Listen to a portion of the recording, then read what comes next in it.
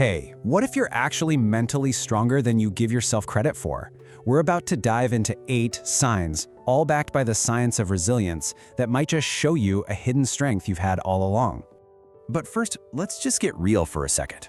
When I say mental strength, what's the first thing that comes to mind? Is it some, unflinching superhero or maybe a super stoic CEO who never cracks a smile? Well, it turns out the reality is way more interesting and honestly a lot more achievable for the rest of us. Yeah, so the big myth is that mental toughness is this thing you're just born with. You either have it or you don't. But the truth, the reality, which is backed by a ton of psychological research, is that it's a skill you can train, like a muscle. It's not about being a robot, it's about being regulated. And that's something any of us can learn to do. So let's just agree to move past that old, outdated idea of mental toughness, okay? Because here's the most empowering part, and this is really the key. Mental strength isn't some final destination. It's a mindset that you're actively training every single day. Okay, so how does this actually look in the real world? Let's get into it. We're going to explore the 8 key signs of resilience. Think of them as the habits that really separate the calm, cool, and collected from the chaotic.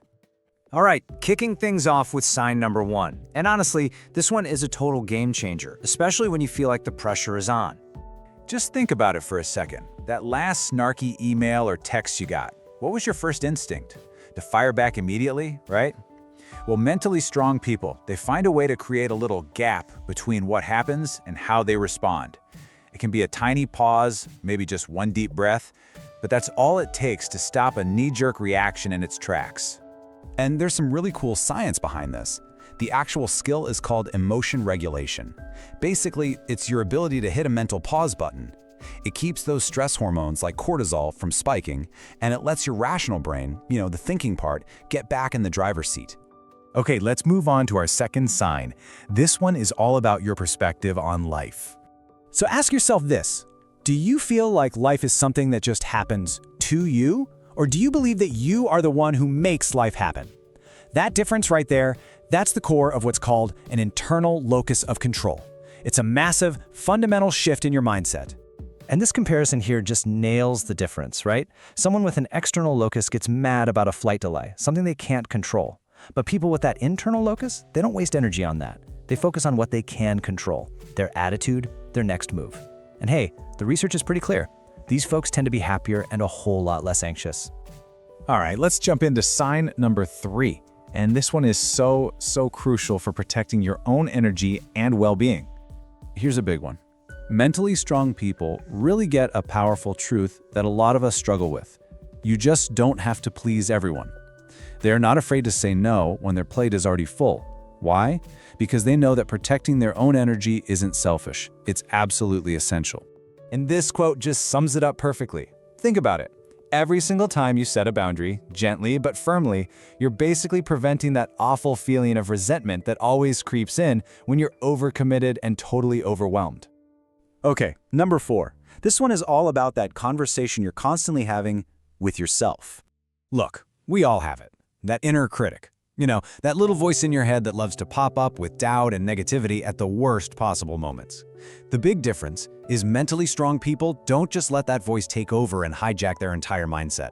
They hear it, and then they actively reframe it. There's a term for this. It's called cognitive reappraisal.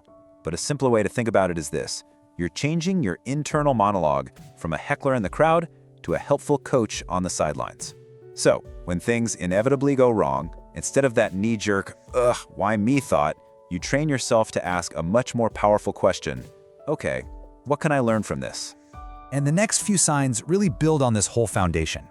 Number 5, they welcome discomfort because they see it as a teacher, a chance to grow. Number 6, they don't give away their power.